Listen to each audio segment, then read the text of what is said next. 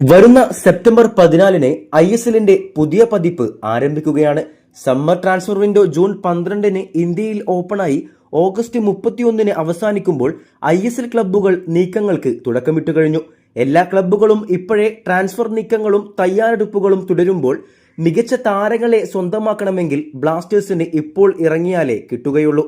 എല്ലാ താരങ്ങളും എല്ലാ ക്ലബ്ബുകളും സ്വന്തമാക്കി അവസാനം ഇന്ത്യൻ ട്രാൻസ്ഫർ മാർക്കറ്റിൽ ആരുമില്ല എന്ന മുടന്തൻ ന്യായങ്ങൾ ബ്ലാസ്റ്റേഴ്സിന് അപ്പോൾ ഒഴിവാക്കാനാകും. നിലവിൽ east Bengal, Mumbai city FC Goa എന്നീ വമ്പന്മാർ പിന്നാലെയുള്ള നിഖിൽ പ്രഭുവിനായി ബ്ലാസ്റ്റേഴ്സും നിലവിൽ ഇറങ്ങിയിട്ടുണ്ട്.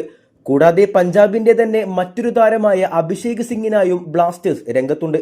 പക്ഷേ രണ്ട് താരങ്ങളെയും ബ്ലാസ്റ്റേഴ്സിന് സ്വന്തമാക്കണമെങ്കിൽ 4 കോടിയെങ്കിലും ചിലവാക്കേണ്ടി വരും. അതായത് വമ്പൻ തുക ട്രാൻസ്ഫർ ഫീ ആയി നൽകണം. എന്നാൽ ഇത്രയും നൽകിയാലും ബ്ലാസ്റ്റേഴ്സിന്റെ അവസ്ഥയെ വെച്ച് നോക്കുകയാണെങ്കിൽ ഈ രണ്ട് താരങ്ങളെയും സ്വന്തമാക്കുന്നത് ടീമിന്റെ മിഡും ഡിഫൻസും ശക്തമാക്കും. പക്ഷേ ഇവന്മാര് അതിനുവേണ്ടി ചിലവാക്കുമോ എന്നതാണ് സംശയം. പക്ഷേ ഇപ്പോൾ പൈസ ഇറക്കിയാൽ മാത്രമേ ടീമും സെറ്റാവുകയുള്ളൂ. എന്നാൽ മാത്രമേ മികച്ച സീസണും ലഭ്യമാവുകയുള്ളൂ.